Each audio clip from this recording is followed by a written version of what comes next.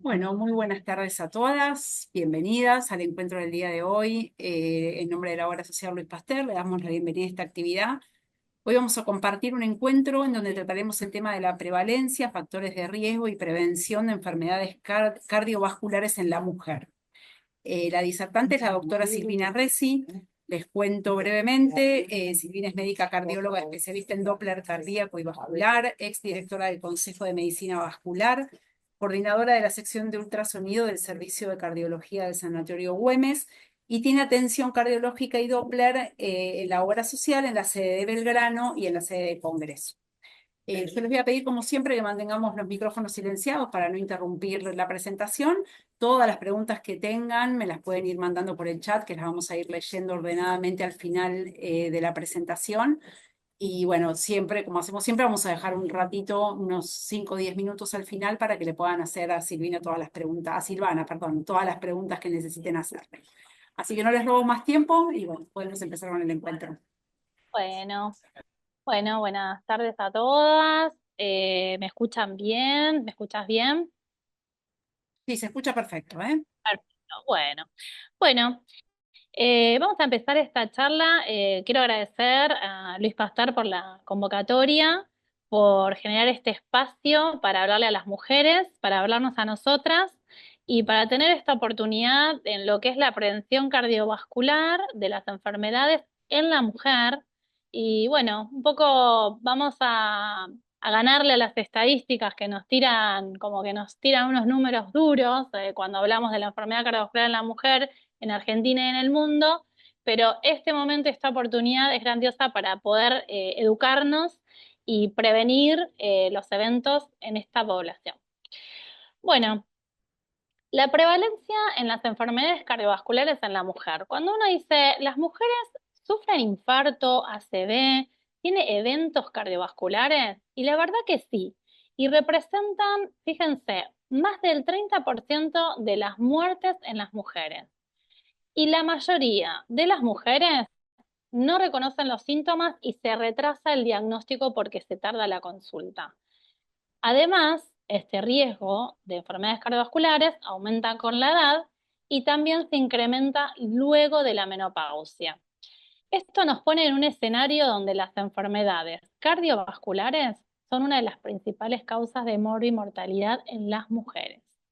El objetivo de esta charla es repasar la prevalencia, cómo son los factores de riesgo en las mujeres y cómo inciden y qué estrategias podemos tener a nuestro alcance en la vida cotidiana y aprender y conocer sobre las enfermedades cardiovasculares y cómo prevenirlas.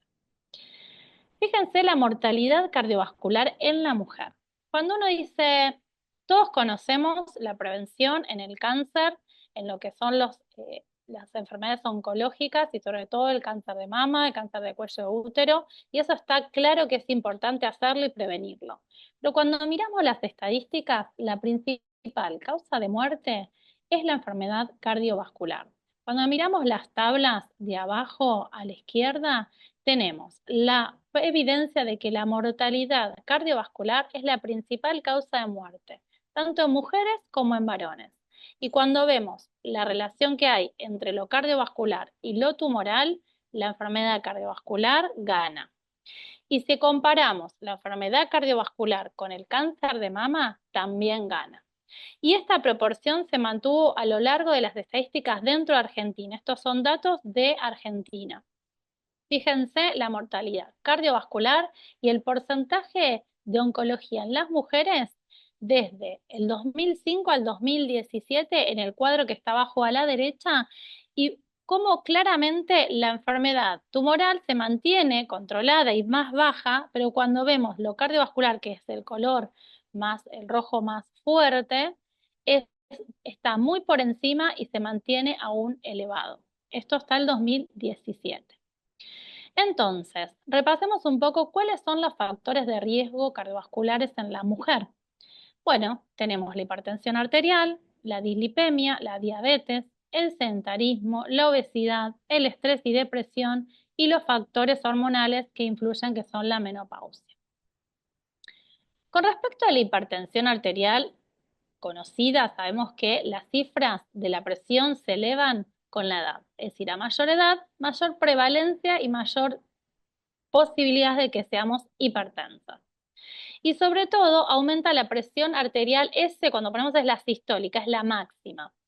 Y esto es a su vez una proporción mayor que en los hombres, cuando miramos las estadísticas. Tenemos la presión un poquito más alta, la máxima, que en los hombres, y eso se asoció también a un mayor riesgo de eventos cardiovasculares. Cuando decimos eventos, nos referimos a infarto o ACV. Para el 2050 se espera que el 30% de las mujeres tengan más de 60 años y gracias a Dios vivimos y vivimos muchos años. Pero también se acercan y se suman estos factores de riesgo y saber y conocerlos es importante para la prevención de eventos.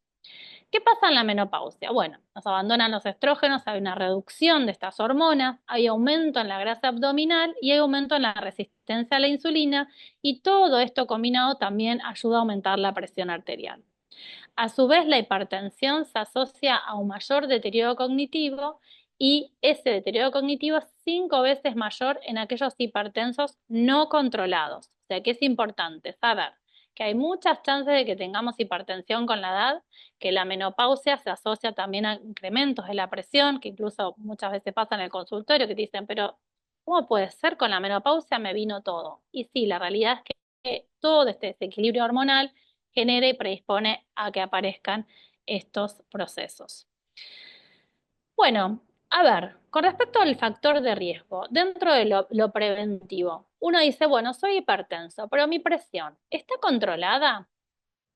No, podemos controlar nuestra presión arterial de varias formas, es decir, la toma de la presión adecuada y a veces nosotros en consultorio utilizamos los métodos diagnósticos para el monitoreo del control de la presión, que es a través de un holter de presión de 24 horas o lo que ahora actualmente y es novedoso usamos lo que se llama el telemonitoreo.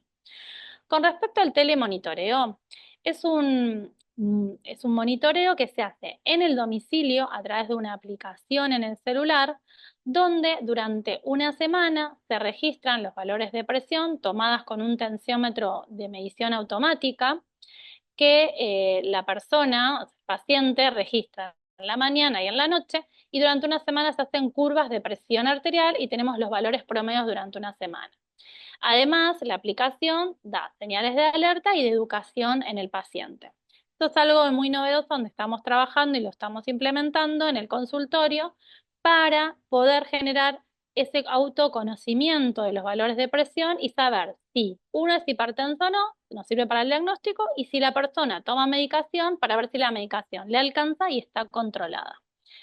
Estas aplicaciones son muy simples y muy sencillas y uno va ingresando los datos y las variables que les va pidiendo diariamente. Y le llega al médico la información a través de un resumen con todos los datos que fueron ingresados. Si es necesario que vaya a la consulta por urgencias porque tiene la presión alta, también le genera señales de alarma o de alerta para que haga la consulta rápida.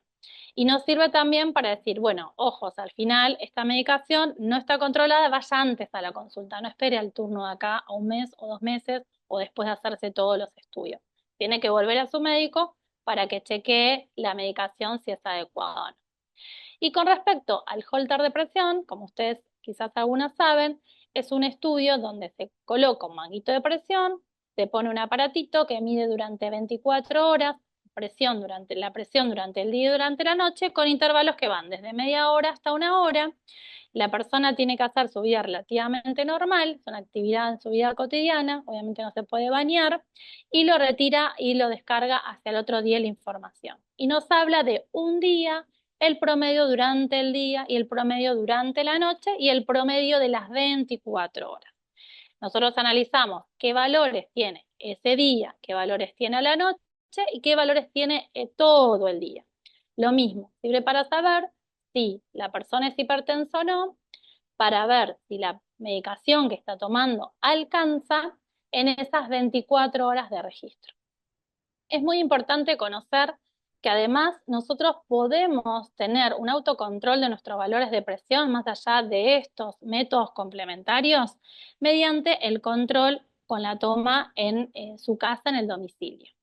Entonces, con respecto a este factor de riesgo, es muy importante saber si está controlada o no la hipertensión, porque sabemos que la mayoría de los hipertensos no están controlados en Argentina y esto surge de registros del RENATA y sabemos que solo el 30% de los hipertensos están controlados, lamentablemente es así, es la estadística, es la realidad y es lo que nos pasa todos los días en el consultorio cuando nosotros rechequeamos la medicación. Las mujeres en general tenemos menos adherencias al tratamiento, es decir, hay una mayor tasa de discontinuación en comparación con los hombres. Pero la terapia antihipertensiva, por suerte, es eficaz y reduce en un porcentaje muy elevado el riesgo de tener eventos como es el ACV en un 38% y la enfermedad coronaria. Estamos hablando de uno de los factores y los pilares para prevenir estos eventos. Entonces, repasemos, ¿cómo nos debemos tomar adecuadamente la presión? Esto es muy importante, porque a la hora de tomarse la presión, uno tiene que haber estado 30 minutos en reposo, no debe haber tomado café, mate o haber hecho ejercicio una hora antes, menos haber fumado porque el cigarrillo aumenta la presión. Y en el momento de la toma, todos estos puntitos que están acá hasta el punto 8 son los que tenemos que tener en cuenta para tomar la presión. No tenemos que hablar, tenemos que tener el brazo apoyado a la altura del corazón, el manguito tiene que ser el tamaño adecuado y no debemos utilizarlo por encima de la ropa, así que si su médico o el enfermero o quien les tome la presión le ponen el manguito sobre la ropa, diga no, a mí la doctora me enseñó que tengo que sacarme la remera y tengo que tener el brazo libre. Además, tenemos que tener los pies apoyados y no cruzar las piernas. La espalda toda apoyada y relajada. No tenemos que tener la vejiga llena, es decir, tenemos que tener la vejiga vacía y estar lo más zen posible. Nos vamos a tomar la presión, un registro, lo vamos a anotar y nos vamos a tomar 2 veces más. En total, yo a mis pacientes les recomiendo que se tomen 3 veces la presión. La primera la descartamos, que siempre tiene un valor más elevado, porque hay como una descarga adrenérgica, de ansiedad, y ese valor lo descartamos. Lo mismo en el consultorio, el primer valor lo descartamos. Y tomamos un segundo y un tercer valor, y ese es el que anotamos y el que nosotros registramos y hacemos el promedio de ese valor. Eso sería la toma de presión arterial adecuada, ¿sí? Digo esto porque en varias charlas que he dado a la comunidad nos hemos sorprendido porque es algo muy común que nos tomemos la presión, pero también es muy común la toma inadecuada de la presión arterial sin tener en cuenta todos estos factores. Bueno, ¿cuáles son las medidas preventivas dentro de la hipertensión? Bueno, uno dice, bueno, dieta con el menor contenido de sodio posible, cuando uno dice menor contenido de sodio, a 2 gramos por día, y eso de elegir los alimentos que menos sodio tiene. Hoy están toda la información en las etiquetas, uno sabe que tiene que elegir los alimentos con menos contenido de sodio, evitar las gaseosas, las bebidas. Ojo con las bebidas que son no azucaradas, porque no tienen azúcar, pero tienen el doble de sodio en el contenido de su preparación. También lo pueden ver, son las etiquetas. Obviamente comer verduras, hacer ejercicio y el ejercicio que se recomienda porque un ejercicio regulado, aeróbico, ayuda a mantener las cifras de presión arterial normal.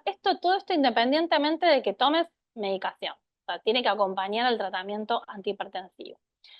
Con respecto al ejercicio físico, fíjense que hay que hacer 150 minutos semanales de intensidad moderada. O sea, no es salir a caminar, charlar con la amiga, vamos, ya que estamos, compramos acá, frenamos un poquito. No.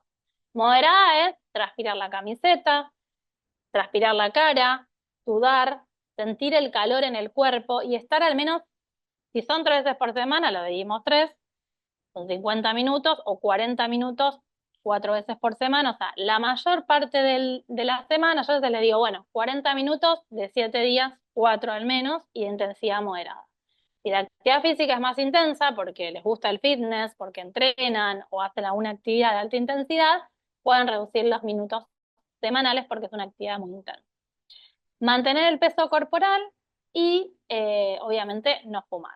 Para aquellos que tienen la presión en el límite, bueno, ahí utilizamos muchas veces el monitoreo a distancia, o sea, el telemonitoreo con las aplicaciones estas que le comentaba, o utilizamos, si no, la realidad es que tratar de ir controlándose la presión, un holter de presión para ver la presión nocturna, porque a veces tenemos la presión se eleva durante la noche cuando dormimos, entonces aquellos casos limítrofes echamos un poco más de mano a esos métodos diagnósticos y siempre, siempre lo acompañamos con las medidas estas preventivas de la dieta y el estilo de vida. Con respecto al factor de riesgo que es la dislipemia, el colesterol. Bueno, todo un capítulo, la realidad es que en la mujer en la menopausia aumenta el colesterol. Estos efectos beneficiosos de los estrógenos nos dan mecanismos cardioprotectivos y se pierden en la menopausia y vemos que desciende el HDL, que es el colesterol protector, el bueno, aumenta el índice aterogénico. Esto va de la mano con el aumento en la grasa y el índice de masa corporal y la grasa, sobre todo abdominal. Y además tenemos menos adherencia a las mujeres a una vida, a un estilo de vida saludable. En cuanto a lo que es la prevención primaria y el colesterol, generalmente subestimamos el riesgo en las mujeres. Es decir, miramos las estadísticas y decimos, pero ¿cómo está? Es la principal causa de enfermedad y muerte en la mujer y estamos viendo, a ver, no estamos mirando el foco, es decir, ¿cuál es el riesgo de tener un evento en esta persona? ¿Cuánto puede llegar a tener un infarto o una ACV? Entonces ahí los cardiólogos en una consulta empezamos a interrogar, empezamos a mirar análisis, empezamos a dar resultados y antecedentes familiares y uno está, digamos, entrenado para decir, uy, o sea, acá un semáforo rojo, verde o bajo riesgo. Pero me detengo un segundito y dentro de lo que es el colesterol, porque siempre va de la mano con, sí, me pido un Doppler de las carótidas del doctor y no entiendo por qué. Y yo, que hago estudios de imágenes, muchas veces lo pido y además me llegan las pacientes pareciéndome, la verdad que vengo a hacerme los estudios que me pidió el cardiólogo. ¿Pero por qué le pidió este estudio? No sé. La verdad es que me pidió para ver si el cuello y bueno, un poco el significado de esto, este colesterol que en la menopausia se empieza a gestar, empieza a estar el colesterol malo, es decir, ese colesterol se empieza a depositar en las arterias de nuestro organismo, quizás mucho tiempo antes empieza a haber cambios en las paredes de las arterias antes de la menopausia, que ahí entran otros factores, pueden ser factores hereditarios, familiares y genéticos, no nos olvidemos que el colesterol y hay un mecanismo de producción endógena que también tiene que ver con factores genéticos y familiares. Pero subestimamos el impacto de ese colesterol malo en la población joven. Nosotros pensamos que los pacientes entre 40 y 45 años son adultos sanos, jóvenes, antes de la menopausia, y en realidad nos encontramos, los que hacemos los estudios de imágenes y a raíz de estudios que se hicieron en grandes poblaciones, hablamos de 5.000, 6.000 pacientes, se han investigado la presencia de placas de colesterol en pacientes aparentemente sanos. Las placas de colesterol, cuando ustedes miran esta ilustración que yo tengo hacia la izquierda de la pantalla, que está en inglés, pero lo que habla es cómo es la evolución de esa placa de colesterol. En realidad, primero se eleva en la pared de la arteria. Yo les digo, es como si en la pared empieza a dar la humedad, filtra el agua y después se descascara. Entonces, ahí ya tenemos la placa que se accidentó, se descascaró, se desprendió la pintura como si fuera la pintura de la pared, y se tapa la arteria. Ese sería lo que nosotros decimos, bueno, ahí se tapó o la arteria del corazón que irriga las coronarias, que irriga el corazón, o una arteria cerebral y tenemos un evento neurológico o un evento coronario, un infarto. Cuando pasa eso, hacemos lo que se llama prevención secundaria, es decir, vamos a tratar la enfermedad y vamos a evitar que esa enfermedad deje secuelas severas y vamos a prevenir que la persona, obviamente, en el momento agudo, salvarle la vida y prevenir las complicaciones asociadas a esa enfermedad. Pero nos dimos cuenta que llegábamos tarde. O sea, yo cuando empecé cardiología, hace unos años, estaba en la guardia, venía con él y yo un infarto, festejaba, digo, ay, qué bueno, dame el electro, esto, lo otro, bueno, llamale hemodinamia, abrimos la arteria. Hoy ya después de varios años después de haber estudiado, digo, pero ¿qué está pasando? O sea, y la verdad es que las estadísticas nos dicen que estamos llegando tarde. Estamos empezando a ver placas de colesterol en pacientes entre 40 y 45 años, y ahí es donde nos planteamos en la prevención primaria qué podemos hacer. Y es reestratificar el riesgo de eventos más allá del valor del colesterol, sino mirando si hay o no hay placas de colesterol, que se llama aterosclerosis subclínica. Fíjense que en el cuadrito este de la arteria, que es una arteria donde vemos la montañita que es el colesterol, abajo dice proceso, o sea, prevención primaria es lo amarillo y prevención secundaria es cuando ya la arteria se tapó. En la prevención primaria, ¿cómo podemos ver si la persona tiene placas o no placas de colesterol? Y nosotros tenemos varios territorios donde podemos investigar con el ultrasonido, que son las carótidas, la aorta abdominal y las arterias de los miembros inferiores, sobre todo a nivel de la femoral, que es la ingle. Son los dos puntos donde se encontraron placas. Estos tres territorios, uno hace, a ver, los estudios de investigación que se pusieron a sumar, la placa, los volúmenes, hicieron análisis estadísticos divinos, donde uno analiza desde maneras, desde imágenes, por ejemplo, en tridimensionalidad, muy técnico, divino, hermoso, pero cuando uno ve en la práctica clínica, ¿qué es lo que necesitamos saber? Digo, a ver, usted, que tiene 45, 50 años o quizás más, no importa, ¿tiene placas de colesterol? ¿Dónde las tiene? En las carótidas, en la aorta y en la femoral.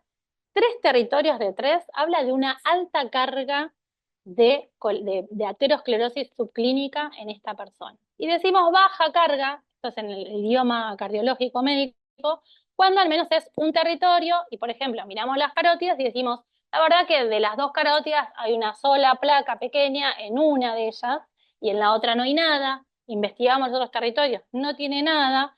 Bueno, y ahí individualizamos el riesgo. Es decir, a ver cómo está su colesterol, cuáles son sus antecedentes familiares, cómo está el peso, bueno, el resto de los factores de riesgo cardiovascular. Con esto pongo un escenario donde las imágenes nos ayudan a reestratificar el riesgo de las personas, sumado a analizar los valores de colesterol en sangre. Y un dato aparte del score de calcio coronario, que no sé si lo habrán escuchado nombrar, el score de calcio coronario se hace una tomografía, la persona se va al tomógrafo, le saca las imágenes y se ve el brillo, que son los cortes del corazón, y se mide en unidades qué cantidad de calcio hay en esas arterias coronarias. Es un estudio donde la verdad que en la cotidianidad no lo tenemos disponible, algunos casos puntuales lo pedimos. Sería ideal hacerlo de rutina, pero bueno, requiere una preparación, es algo más específico y vamos a determinados pacientes a pedirlo, pero que sepan que existe y que puede ser un recurso dentro del análisis también de esta aterosclerosis, buscándolo directamente en las coronarias. Y un segundito más con respecto a la aterosclerosis subclínica, cuando uno analiza los factores de riesgo cardiovasculares, el colesterol y las placas de colesterol en las arterias, y vemos los estudios de donde se desprenden esos porcentajes que nos dicen la verdad, que entre 40 y 54 años, la mayoría, gente sana, aparentemente, laboratorios normales, no tuvieron infarto, tuvieron ACV, no tienen, digamos, bajo riesgo, no tienen ningún factor de riesgo, tuvieron placas de colesterol. Es decir, la mayoría, el 60% de los participantes, cuando van al médico, le dice, a ver cómo está. Y hay placas en las carótidas y en las femorales. Y si ven, el porcentaje por ahí se ve chiquitito en la pantalla, pero el 50% de esos adultos aparentemente sanos tenían placas en las arterias femorales. Entonces ahora los cardiólogos estamos empezando a pedir Doppler arterial de miembros inferiores. Es decir, no solamente miramos las carótidas, sino que miramos las femorales, porque también estamos llegando tarde. Es decir, si nos quedamos mirando solo un territorio, ya sabemos que no alcanza. ¿Y para qué nos sirve esto? Porque nos sirve para volver a decir cuál es el riesgo de eventos en estas personas. Y una nota de color, la mayoría de los estudios y las estadísticas están hechas en participación donde el mayor número son hombres. Fíjense, un 70% versus un 48% de mujeres. O sea, desprendemos los estudios y muchos de los que hay en este tema es de la mayor participación de los hombres, ¿no? Esto para reflexionar, o sea, ¿qué nos pasa a las mujeres? Participamos menos, nos cuidamos menos, nos controlamos menos, tenemos menos adherencia. Bueno, hay una cuestión de género acá, ¿no? Que nos pone en un escenario donde quedamos en desventaja, ¿no? Sobre todo cuando uno analiza estas estadísticas. Y la curva de al lado, que fíjense que está en colores, el cuadrito de la derecha, que vemos un color verde, un color violeta, un color rojo y un color un poco mostaza. Esto es de mayor a menor y habla de, no solamente analizamos, como les decía, ver por la ecografía, que es algo incruento, indoloro, o sea, mirar las plaquitas de colesterol en los territorios de las arterias, sino que a través del calcio coronario nos da un valor, esa tomografía, y el semáforo es 300. Más de 300 es un valor muy elevado de calcio en las coronarias y es un paciente que los restratificamos ya en un alto riesgo. Entonces ya nuestros objetivos terapéuticos van a ser más intensivos. Esto no es sin entrar en lo técnico, ¿no? Pero para que sepan que tenemos evidencia y tenemos recursos de métodos diagnósticos que nos pueden ayudar no solamente a quedarnos con bajé de peso, miren cómo está el colesterol, sino como para realmente hacer una fotografía del momento y reestratificar a la persona en cuál es el riesgo que tiene en ese momento. Entonces, con respecto a la dislipemia y el tratamiento farmacológico, ¿quiénes se benefician? Bueno, acá están las guías de prevención, las guías de dislipemia, que nos dicen exactamente a quién debemos sí o sí tratar. No hay dudas que los pacientes de alto riesgo, los pacientes diabéticos con falla renal, con un alto grado de placas de colesterol, de aterosclerosis subclínica, podemos llegar a empezar a medicar. Fíjense que una paciente que tiene un LDL 120, 130 y le encontramos placas de colesterol, ese LDL hay que bajarlo, porque probablemente vamos a llegar tarde. Es decir, aprendimos que con valores de colesterol elevados y aterosclerosis subclínica, esa paciente de bajo riesgo pasa a ser un riesgo intermedio y nos da una mirada sobre un tratamiento intensivo y antes. Y probablemente, quizás, hace unos años esa paciente no la medicábamos y ahora sí la estamos medicando. Entonces, es muy importante individualizar el riesgo. Como todo, no podemos generalizar. Nos sentamos con la paciente, hacemos un interrogatorio adecuado y ahí, con los estudios, con esta fotografía del momento, tomamos una decisión. Y tratamos en prevención secundaria, obviamente que ya es cuando sucede el evento, pero en prevención primaria es muy importante hacer todo este chequeo, como les comenté. Las estatinas, en general en prevención primaria, se indican cuando hay un alto riesgo, eso no hay duda. El riesgo moderado, tenemos que ir hacia los estilos de vida y ver si hay algún antecedente familiar de primer grado. Ahí yo soy muy minuciosa en el papá, la mamá, los hermanos, sobre qué antecedentes tiene, si tuvieron infarto antes de los 50, eventos coronarios, ACV. Todo eso nos pone un semáforo de decir, no, acá tenemos que actuar antes, porque si no llegamos tarde. Y las mujeres, todo un paréntesis, las mujeres jóvenes de menos de 30 años, hay que tener cuidado porque aquellas que quieran planificar embarazo no están contraindicadas las estatinas, así que hay que ver, digamos, ese escenario, ¿no? El escenario de la mujer fértil, donde uno no puede tratar y no decirle nada, sino que tenemos que decir, bueno, ¿cuál es la planificación? Si hay una planificación de embarazo y, bueno, una adecuada anticoncepción en ese momento y cuando la persona decida ser mamá tiene que suspender estos tratamientos. Bueno, con Ivana, respecto una a... cosa. Hola, Sí, Silvana. No, una sí, cosita, te leo, Mirta nos está preguntando por sí, el chat sobre la hipertensión pulmonar y dice sí, calcio ingerido por indicación médica por osteoporosis y su riesgo de depósito en arterias. ok. No tiene riesgo de depósito en arterias, se utiliza y es frecuente que está bien la indicación para prevenir la osteoporosis. Y después, con respecto a la hipertensión pulmonares, Sí, pulmonar. habría que ver a qué se refiere, después si no lo podemos charlar al final, Bueno, al pero final, bien, sí, sí, la hipertensión pulmonar en general responde a como viene del pulmón, de las cavidades derechas y pueden ser otras causas. Hay que ver las causas de la hipertensión pulmonar. A veces las presiones elevadas pulmonares pueden ser causas que vengan desde los pulmones, desde el corazón derecho, ¿sí? O alguna alteración valvular dentro del corazón. Hay hipertensión pulmonar primaria, idiopática, que no se sabe y bueno, y que se trata con medicación específica, pero no forma parte de la hipertensión pulmonar de los factores de riesgo cardiovasculares, sino que la hipertensión pulmonar se asocia a otros riesgos que tiene que ver que sobrecarga el corazón derecho, ¿sí? bueno, cualquier Eh, cosa al final de la presentación, Mirta, hay- te activas el audio y nos contás un poquito mejor. Claro. Bueno, el otro factor de riesgo importante, como ustedes saben, la diabetes. Tenemos un riesgo de diabetes más allá de los 45 años. Sí, lo mismo, como todos los factores de riesgo. Si nuestro papá, nuestra mamá, hermanos, familiares de primer grado, es decir, directos, tienen antecedentes de diabetes, tenemos más riesgo. Está asociado obviamente a la obesidad y al sobrepeso y si tuvo diabetes gestacional y también a la dislipemia y las enfermedades cardiovasculares. La mujer tiene más prevalencia de obesidad en relación con el hombre y está asociada a mayor riesgo de diabetes tipo 2, es la que no requiere insulina, que se trata con medicación. Y fíjense que las mujeres con diabetes tipo 2 tienen un 40% más de riesgo de enfermedad coronaria comparada con los hombres diabéticos y duplican el riesgo de eventos fatales y no fatales. Y la enfermedad coronaria se presenta antes, es decir, los infartos o los procesos coronarios, pues ser angina o infarto de pecho, se presentan a edades más tempranas, incluso 10 años antes que los hombres diabéticos.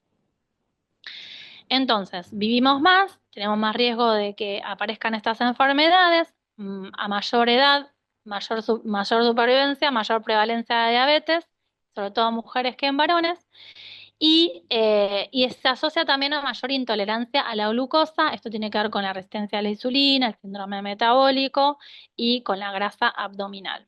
Y en Argentina, 1 de cada 10 mujeres tiene diabetes y la mitad desconoce el diagnóstico. Así que buena oportunidad para rechequear esto. Con respecto a la obesidad y el sobrepeso, bueno, me parecía interesante decir cuando nosotros hablamos de obesidad y sobrepeso, qué es el sobrepeso y qué es la obesidad? Cuando uno habla de este factor de riesgo, lo que hacemos en consultorio o lo que uno debería conocer es cuál es el perímetro abdominal.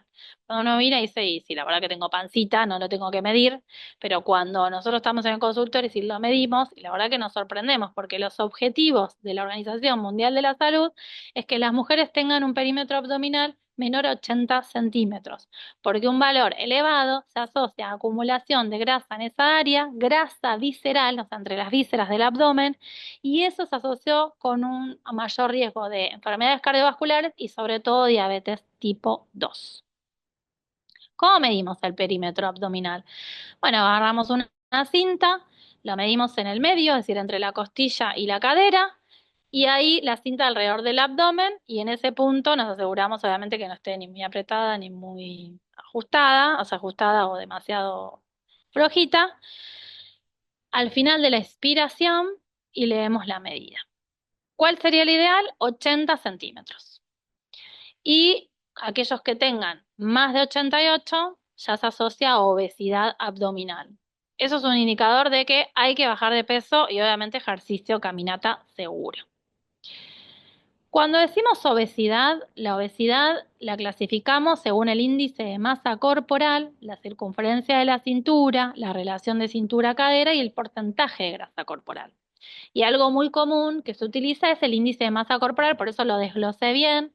Esto está en todos lados, pero me parecía importante conocerlo y repasarlo. Un índice de masa corporal es el peso dividido la altura en metros y es normal hasta 24,9. Sobrepesos de 25 a 29, los invito a hacerlo el ejercicio, a ver cuál es el índice de masa corporal que tenemos. Y la obesidad es más allá de 30. La obesidad central abdominal, ¿quedó claro? Es mayor riesgo de eventos cardiovasculares y el síndrome metabólico. No es lo mismo la persona con sobrepeso y obesidad que es armónica que la que tiene mucha panza, ¿sí? Cuando nosotros vemos al consultorio, la persona que viene con mucha panza y todo concentrado en el abdomen, para nosotros es un semáforo, porque ahí se asoció a más inflamación y más riesgo de todas estas enfermedades, diabetes, hipertensión, síndrome metabólico. Y esto es algo, la verdad, que es muy llamativo y no creo que haya cambiado en Argentina, pero la última encuesta nacional de factores de riesgo del 2018 mostró que la diabetes y la obesidad en toda la población argentina aumentó un 50%. Es decir, somos más diabéticos y somos más obesos los argentinos. Fíjense qué importante estas charlas y concientizarse en qué podemos hacer en nuestra vida cotidiana para prevenir esto y para evitar, ¿no?, la progresión sobre todo y el impacto que tiene en lo cardiovascular. Y la mujer con la menopausia y los cambios hormonales que nos influyen en el proceso, en la aparición, ¿no? de estos factores de riesgo. Bueno, ¿cuáles son los objetivos? Sobrepeso y obesidad. Los primeros 6 meses deberíamos bajar entre un 5 y un 10% del peso, o sea, hacer una interconsulta con una nutricionista, empezar una actividad física, ahí vamos al cardiólogo para el apto físico, rechequeamos cómo está lo cardiovascular y con una nutricionista para que nos guíe sobre cómo lo debemos hacer. Al bajar de peso, baja la hemoglobina glicosilada, que es un marcador en sangre que medimos, baja el LDL, que es el colesterol malo, los triglicéridos y la presión también, y reducimos el riesgo de diabetes. Otra vez lo mismo. ¿Cuál es el ejercicio recomendado? 150 minutos por semana de intensidad moderada. Si podemos todos los días, mejor. Con respecto al cigarrillo, bueno, es un factor de riesgo que, gracias a Dios, la realidad es que hay una generación, y esto es de la experiencia de estar con los pacientes, que entre los 80 y los 90, yo digo, se fumaron la vida. O sea, es el que vimos cómo se infartaron, tuvieron ACV, tienen problemas en sus arterias tapadas en las piernas y es digamos, es la generación que surgió a raíz de que el tabaquismo era un hábito social muy recreativo, donde había promociones, se vendía como algo, nada, canchero. La realidad es que yo le iba a decir, empecé a fumar y digo, ¿cuándo empezaste a fumar? Y tenía 16 años, la verdad que no sé, fumé durante 20 años. Y bueno, nosotros ahí vemos, ¿no? Vemos cómo están las placas, están calcificadas, todo el daño que genera en el árbol arterial a nivel pulmonar. Y fíjense que si focalizamos en la mujer, hay un estudio danés, que dice que las mujeres que fuman tenían un 50% más de riesgo de enfermedad isquémica. Cuando decimos cardiopatía isquémica es infarto, ¿no? Enfermedad de las arterias coronarias. Y la asociación entre fumar y el riesgo de enfermedad coronaria fue mayor en las mujeres que en los hombres, fumando 20 cigarrillos por día. Y las mujeres se enfrentan además a factores estresantes diferentes a la hora de dejar de fumar. Y esto se asoció a una cuestión ya de que, bueno, tiene que ver con la imagen, dejo de fumar y engordo, o sea, voy a aumentar de peso, entonces no, porque ya dejo de fumar, la ansiedad, aumento de peso, prefiero no. La ansiedad está asociado a padecer depresión, a toda la frustración, o sea, hay muchos cambios emocionales en las mujeres asociados al hábito y al dejar de fumar, y también las influencias de los ciclos hormonales. Por eso yo le digo a los pacientes, no luchen solos, pidan ayuda. No hay que dejar de fumar, busquen ayuda. Hay médicos especializados en cesación tabáquica. Entonces las recomendaciones obviamente es no fumar, independiente de la edad, el sexo, la género, el estatus social y todas las condiciones que venimos analizando. Tampoco se recomiendan los cigarrillos electrónicos y obviamente estamos hoy viviendo una generación ya libre de humo. De hecho, justo hoy atendí a un paciente y me dice, fumo 10 cigarrillos. Le digo, de la tarde a la noche. O sea, cuando termina el trabajo se fuma 10 cigarrillos. Le digo, ¿cómo haces? ¿Uno por hora? Me dice, sí, uno por hora. Un cigarrillo por hora, porque claro, en su trabajo no, en el espacios públicos no. La verdad que dije, bueno, o sea, está bien, fuma 10, no tiene que fumar nada. Pero digo, ¿cómo ayudó un poco esta cuestión de la concientización social y los ambientes libres de humo, por lo menos a limitar el uso, digamos, de este hábito dentro de los espacios públicos? Bueno, gran tema, ¿no? El estrés que vivimos como factor de riesgo.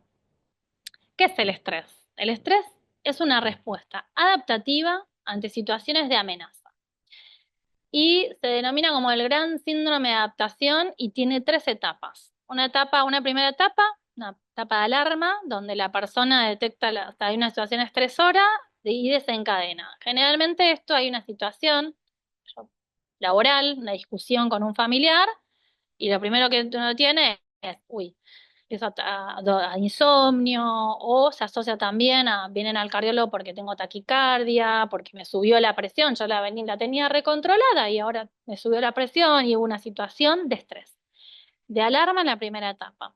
Después hay una etapa donde ese factor estresante se mantiene, puede durar días, meses o años, dependiendo de la situación, y la persona empieza a tener mecanismos adaptativos por ese nivel de tensión permanente. Y después la última de agotamiento, donde en realidad ya aparecen las patologías asociadas al estrés, donde pueda poner en riesgo la vida. Y esto es así. Existe la cardiopatía de estrés. Está descrito como la enfermedad del corazón roto o el síndrome de Takotsubo. En general, se asocia más a mujeres en la etapa perimenopáusica y es mucho más frecuente en mujeres.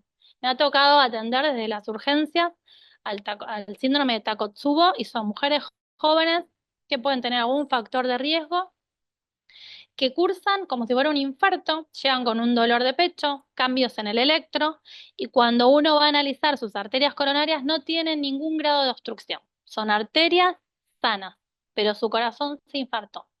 ¿Y saben por qué se infartó? Por un exceso de hormonas adrenérgicas. Todas esas hormonas adrenérgicas que se liberaron de forma aguda ante el estrés fueron tóxicas para el músculo cardíaco, genera una vasoconstricción excesiva y parte de ese músculo puede llegar a tener un infarto. A veces se recupera ese sector y queda, o a veces queda una secuela dentro del corazón. A ver, esto es algo que se asocia más frecuentemente en las mujeres, los hombres lo pueden tener, no es que no, pero sí el género, digamos, se ve más frecuente y tiene que ver con mucho con los factores estresantes y la situación que puede vivir una persona.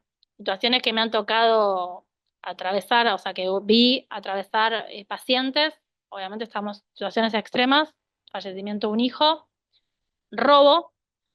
Y después me pasó algo muy interesante, que era una señora añosa, o sea, unos 80 años, ya viviendo sola en su casa, y tenía que dejar su casa porque ya era muy grande y se mudaba a un departamento para estar más segura.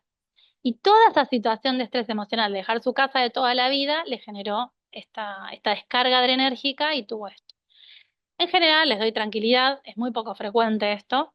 Sepan que existe, que nosotros lo podemos padecer más que los hombres, que en general revierte, que es un proceso agudo, que se da medicación en el momento, que muchas veces no deja secuela, ¿sí?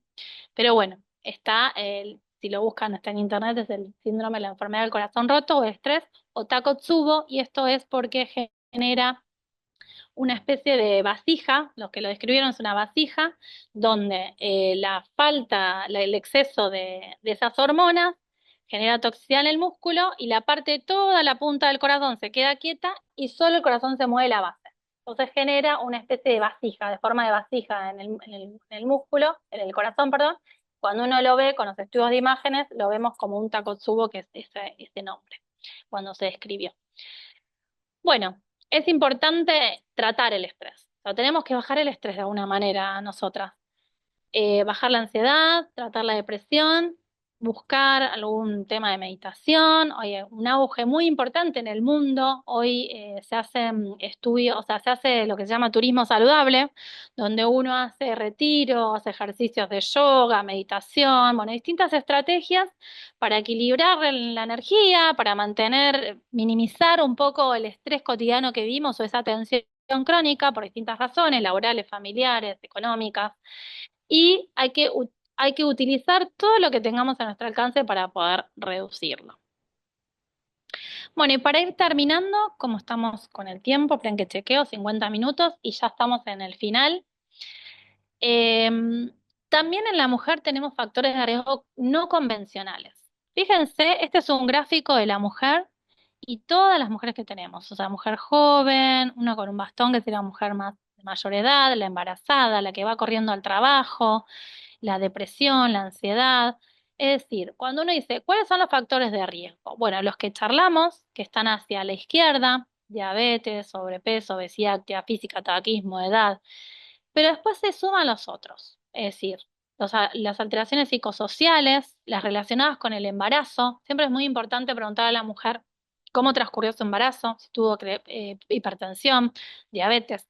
Si el parto fue prematuro, sabemos que las que tienen parto prematuro tienen más riesgo cardiovascular. Si sufre alguna enfermedad inflamatoria, como enfermedades reumatológicas, lupus, artritis reumatoidea, psoriasis. Si está bajo un tratamiento oncológico o recibió quimioterápicos, también se asocia a mayor riesgo. Cualquier trastorno hormonal, el síndrome ovario poliquístico y el hígado graso no alcohólico, que son los factores de riesgo no convencionales, pero que están también influenciando en la mujer. Fíjense cuando nosotros evaluamos como cardiólogos y decimos, bueno, a ver, entonces, ¿qué hacemos? Uy, espera, tengo que ver que sus arterias coronarias estén dentro de todo bien, que sus arterias de las piernas estén todo bien. Y bueno, esto es un gráfico, la verdad que da mucha información, no quiero marearlas con esto, pero fíjense, arriba podemos tener una disminución del flujo coronario y abajo enfermedad vascular periférica. Cuando decimos vascular periférica puede ser las carotidas o pueden ser las arterias de las piernas. Y en el medio ahí tenemos como un tubito que es es el vaso, cómo se va tapando. ¿Y cómo lo podemos estudiar? Si focalizamos en el corazón, que es el gráfico, la curva donde va hacia arriba la flecha, bueno, podemos hacer los típicos estudios de screening, es una ergometría, una prueba de perfusión, un estudio de Doppler para ver el grado de función del corazón y la función sistólica y diastólica, ver cómo está el movimiento de ese corazón cuando hacemos el Doppler cardíaco y analizar los síntomas y analizar el electrocardiograma. Y si queremos ver el impacto en esas arterias a nivel periférico, ¿qué hacemos? El Doppler vascular, vemos si hay placa, podemos hacer el score de calcio coronario. Y como resumen, fíjense esto que parece un chino, bueno, yo me imagino, o sea, después igual podemos dedicarnos 5 minutitos a la charla, pero final. Pero esto que parece complejo es algo que nosotros, los cardiólogos, lo hacemos en 2 segundos. O sea, yo le pregunto y le digo, ¿cuántos años tenés? Menos, más de 40. Bueno, ¿cuáles son tus factores de riesgo? Entonces empiezo a interrogar si tiene o no tiene factores de riesgo. Si esos factores de riesgo están controlados o no están controlados. Si tiene diabetes, es un paciente ya de alto riesgo. ¿Sí? O tuvo algún evento cardiovascular y es digamos, el cuadro del cuadro es el último que dice escala de alto riesgo. Ahora, el mayor desafío que tenemos los médicos, yo digo los médicos clínicos porque me incluyo que creo que hay muy buenos médicos clínicos que hacen prevención cardiovascular y también los cardiólogos, obviamente, hacemos prevención cardiovascular. El mayor desafío lo tenemos cuando son personas de peri 40 años donde ahí tenemos un colesterol limítrofe, pero ahí empezamos a interrogar los factores familiares y la presencia de placas de colesterol, que el riesgo bajo lo pasamos a un riesgo moderado o intermedio porque ya el FRC arriba nos dio positivo. Es decir, encontramos placas de colesterol o nos dio algo en alguna de las pruebas que nos hace sospechar que hay un daño en algún sector. Entonces, a ese paciente le hacemos una conducta, como dice abajo, intensiva, es decir, dieta, ejercicio y hasta a veces control con medicación con las estatinas. Y evaluar la adherencia a tratamiento al menos cada 6 meses. ¿Sí? Bueno, espero que no se hayan mareado, pero bueno, quise hacer un resumencito. El que es bajo riesgo, obviamente no encontramos ningún factor de riesgo, es joven, el electro es normal, todos los estudios son normales y obviamente le aconsejamos que sí así y tratamos de buscar los factores estresantes y fortalecer el estilo de vida saludable, que eso va en todos, ¿no? Bueno, para terminar, la menopausia y el riesgo cardiovascular, como ya les dije, se asocia a más colesterol, más aterosclerosis, que ahora ya saben, son todos especialistas en aterosclerosis, y mayor tendencia a la hipertensión, a la resistencia a la insulina. Y para terminar, que estamos justo a tiempo, bueno, la prevención es clave en reducir el impacto de estas enfermedades cardiovasculares en la mujer. Las medidas no farmacológicas son claves y conocer los factores de riesgo y el estatus de esa mujer en este momento nos va a guiar sobre qué tipo de tratamiento, intervención intensiva tenemos que hacer de manera oportuna para evitar un infarto, una ACV o una enfermedad vascular. Bueno, acá ya terminamos. Espero que les haya gustado. Bueno, muy interesante todo. Te leo algunas preguntas que fueron llegando y todas las que quieran ir escribiendo, consultas, las vamos a ir leyendo. Tenemos un ratito todavía, aunque sea 5 minutos. Acá nos pregunta Daniela, dice, ¿cuáles son los efectos adversos más comunes que encuentran con las estatinas?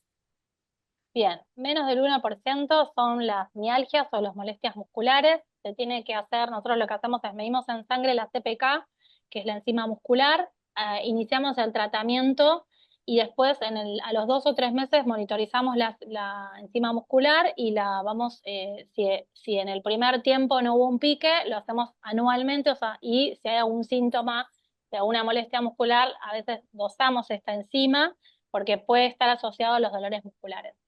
La realidad es que si existen estos dolores musculares, lo que hacemos primero no es suspender la medicación, que es lo que hace la mayoría. Y si no lo tomo más porque me duelen las piernas, eh, me cansé de esta medicación, no lo tomo más. Bueno, fíjense todo lo que hablamos. O sea, nos olvidamos de la progresión de la enfermedad, de las placas, del colesterol, del infarto, de la ACV. Entonces ahí digo, bueno, está bien. Lo que hacemos en principio es reducir la dosis y con esto así todos siguen las molestias musculares.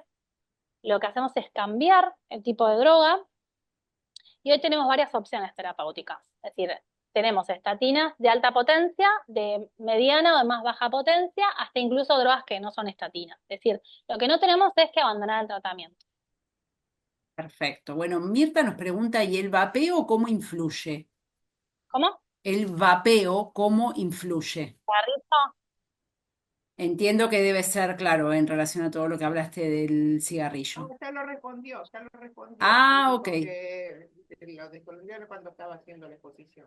Ah, bien, Mirta, buenísimo. Cigarrillo electrónico sería. Claro, El ahí está. electrónico. Y no. Viste, lo puse porque sí es algo que es muy común eso. Bueno, Luisa Adriana nos pregunta, nos dice, nos cuenta en realidad que tuvo una cirugía cardíaca en 2022, reparación de válvula mitral, vivo con estrés y eso me causa dermatitis seborreica. Estoy con medicación para ambas cosas. Hago meditación y mi dermatitis sigue hace años, sufrió pérdidas grandes. Estoy con psicólogo. ¿Qué más puedo hacer con el estrés para que no dañe mi corazón? Bien. Creo que está haciendo de todo, ¿no? O sea, me parece que se está ocupando principalmente. Lo que pasa es que, a ver, yo entiendo que vivimos en realidad uno ahí ya, uno de echa mano a todo lo que tenga a su alcance. A veces son momentos en la vida cotidiana que puedas dedicar a alguna actividad. No sé cuántos años tenés, de qué estamos, me gustaría saber si trabaja, no trabaja, cuántos años tiene, si lo más importante no, de la que hizo la pregunta, 62 tiene. Luisa, si querés, sí sé que hay dos que está trabaja. jubilada. Ah, está No, trabajando. trabaja. Si querés, activate el Trabaja. micrófono, Luisa. No hay problema, podés activártelo. Hola, buenas tardes. Hola, Gracias. Luisa. Sí, tengo 62 años y sigo trabajando en relación de dependencia. Como, Pero hago trabajo home base. ok. No, yo creo que estás haciendo un montón. Me parece que a veces nuestro no todo el mundo hace no sé, ahí por ahí la dermatóloga te puede guiar más en lo que es la dermatitis seborreica, pero sí claramente tu piel habla por vos, ¿no? O sea, cuando pasan estas cosas es que de alguna forma hay que parar la pelota, o sea, quizás a veces pasa mucho el grupo etario que siguen laburando un montón y sabemos que es una edad perijubilatoria, pero hoy la situación económica hace que sigas trabajando igual que cuando tenía 40 años, pero el cuerpo no es el mismo. Entonces, habría que ver la forma de que toda esa carga tensional en este momento de la vida, donde uno por ahí tiene que empezar a aflojar y lamentablemente, porque sabemos que la situación económica no nos ayuda, eh, bueno, buscar la manera de minimizar o bajar ese estrés para que tenga menos impacto. En general, el estrés se asocia a mayor frecuencia cardíaca, presión, y si tuviste la reparación de la válvula mitral es otra cosa, seguramente que fue por prolapso, ¿no? Por el prolapso de la Sí, fue válvula un mitral. prolapso, sí, congénito. Claro, eso es otra patología que no tiene que ver con los factores de riesgo, que tiene que ver con algo estructural del corazón y que vos estás dentro de lo que sería ya, bueno, habría que ver la hipertensión, el resto de los factores de riesgo, como para ver el impacto de ese estresor dentro tuyo. A veces los valores de colesterol que se minimizan y se subestima el riesgo, por eso soy muy hincha con esto, porque solemos decir, ah, bueno, haz ejercicio y ya está. Y les voy a contar algo cortito, una paciente que vino para un apto físico ahora en marzo, febrero. Una chica que es ejecutiva, jefa de un área, súper activa, hace ejercicio, hace dieta, tenía el colesterol por las nubes, digo, y mira, ya la verdad, más allá de que tengas o no tengas placas de colesterol, sabemos que hay niveles que sí o sí los tenemos que tratar, la tratamos, y cuando empezamos le empecé a interrogar, tenía eventos cardiovasculares en sus padres, tenía placas de colesterol, escuchan, en las 44 años, en las carótidas y en las femorales, y estaba en la perimenopausia, o sea, todavía no había empezado con todo el proceso de menopausia, estaba iniciándose.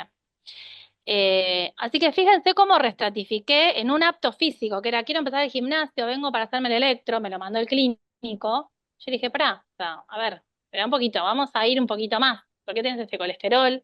Seguramente que esta paciente viene con niveles de estrés, porque cuando uno habla del depósito de placas de colesterol, también responde a un proceso inflamatorio crónico, a cómo comemos. Ahora hay toda una escuela y la verdad que aprendimos un montón de lo que es la flora intestinal, el segundo cerebro, cómo influyen todas esas bacterias en el intestino. O sea que somos un todo, ¿no? O sea, a veces es fácil como cardiólogo decir, tome la pastillita y ya está, pero no, como decía Luisa, no solamente acá es tomar las estatinas, es decir, a ver, miremos a la persona de manera integral, hagamos una fotografía del momento, le digo yo a las chicas, le digo a ver cómo estás y qué es lo que podemos mejorar de todo esto, porque vivir, vamos a vivir, todos tenemos suerte, llegar a una determinada edad y esa edad ya se asocia a más cosas, o sea, que tenemos que convivir con las cosas que nos vienen pasando, o sea, no podemos, los estrógenos nos abandonan, entonces, pero bueno, por eso estamos los cardiólogos y las cardiólogas. Bueno, gracias. Muchas gracias. Bueno, Bueno, gracias a buenísimo. ustedes por estar, la verdad que me Acá encanta. Pero Mirta, sí, acá Marita dice clarísima la clase, excelente. Y Mirta nos dice que nos quedó pendiente algo de la hipertensión pulmonar. No sé si había que hablar no sé algo qué más de quiere eso. saber puntual de la hipertensión pulmonar, si ella tiene algún caso o es ella que tiene hipertensión pulmonar. Es una patología que ya te digo, puede responder a otras causas que no tengan que ver con No, los no, factores la de riesgo que pregunta es estamos otra. hablando. La pregunta es otra. Sí, a ver. La pregunta es, si voy a un cardiólogo, ¿qué estudios me hace, así como estudia las femorales y demás, para ver si tengo en rutina, si tengo hipertensión pulmonar? El Doppler cardíaco. Cuando te haces la ecografía cardíaca, miramos las cavidades derechas y las cavidades izquierdas. La presión pulmonar se deduce de una medición que hacemos en la sangre, en el flujo de sangre que pasa entre la aurícula derecha y el ventrículo derecho. Ahí ponemos eh, el transductor, medimos la velocidad de la sangre que pasa y lo transformamos en un gradiente. Ese gradiente, que es algo de esto es medio técnico lo que te digo, pero ese gradiente No, no, yo te entiendo convertimos, igual, yo te entiendo eh, lo que es. claro, ese gradiente lo convertimos en un valor de la arteria pulmonar. Siempre y cuando sea un corazón que no tenga enfermedades congénitas o haya tenido una intervención en las cavidades derechas, ¿entiendes? O sea, estamos Pero hablando del pero en la corazoncito puro rutina, de chequeo. en la rutina se está indicando ese estudio, en la Se hace de rutina. rutina, se hace. Uno cuando hace un Doppler cardíaco de rutina, dentro de todas las mediciones que hacemos, medimos este gradiente y por ende mapeamos y vemos no solamente ese valor, sino los signos indirectos de presión pulmonar elevada. Porque además no te olvides que si a veces, es una cuestión técnica, decir, uy, lo estoy midiendo bien, lo estoy midiendo mal, miramos también otros flujos y otras variables dentro del corazón para cerciorarnos de que eso está bien y es normal y no está alterado. O no lo estamos mirando y nos lo estamos perdiendo, ¿se entiende? Se entiende. Te voy a decir, o te lo pregunto, por ahí le sirve al resto. Mi madre se pasó mitad de su vida con hipertensión pulmonar sin diagnosticar, a pesar de que iba rutinariamente a todos los cardiólogos. Con mucho dolor lo digo, fue de Pasteur, así que los cardiólogos están rodeándonos, y Sí, ninguno le diagnosticó la hipertensión pulmonar que ella tenía. Se la diagnosticaron después de los 80 y una claro. vez que la medicaron se murió de otra cosa. Sí, sí. Sí, sí, a ver, bueno, esto pasa cuando, a ver, son casos puntuales que yo Hablo del digo, subdiagnóstico. Por eso me sí, sí, refería sí, al subdiagnóstico. sí, Ya sí, que sí. Bueno, estudios se habían mira, implementado ahora. ¿sabes lo que nos tiene que preocupar, Mirta? Que subdiagnosticamos la hipertensión arterial. Y no solamente que la subdiagnosticamos, sino que no la tenemos controlada. Porque fíjense cuántos de ustedes les piden, o sea, un holter de presión. Yo estoy desarrollando toda esta técnica innovadora, tecnológica, a través de una aplicación donde la persona que esté a donde esté pueda a distancia tener un autocontrol de la presión. ¿Cuánto sabemos de cómo nos tomamos la presión o quien nos toma la presión, cómo nos está tomando la presión? Porque no se olviden que el diagnóstico de hipertensión se hace con 2 tomas en el consultorio. O sea, que si en el consultorio te la toman sentada, hablándote, qué sé yo, o sea, ¿qué decís? ¿Estoy hipertensa y me la tomo así? No, está mal.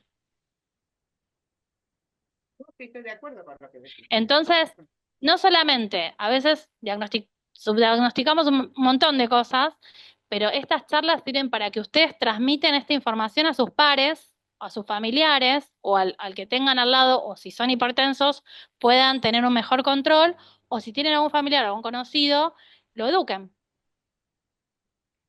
Sí, sí, yo lo que quise hacer era la difusión de hipertensión pulmonar. Sí. ¿Alguna Bueno. otra pregunta? Muchísimas gracias. Sí, acá Daniela nos está preguntando por la grabación. Sí, Dani, la estamos grabando como siempre. Bueno, recién esta semana salieron las charlas de la semana pasada, así que calculo que para miércoles o jueves de la semana próxima vamos a tener esta charla bajada en YouTube y comprimida y se las compartimos. Ningún problema, me pueden escribir como siempre al mail de actividades y desde ahí la vamos a estar Saludo a la anfitriona. compartiendo. Cualquier Muchas cosa que necesiten, tienen ahí mi correo.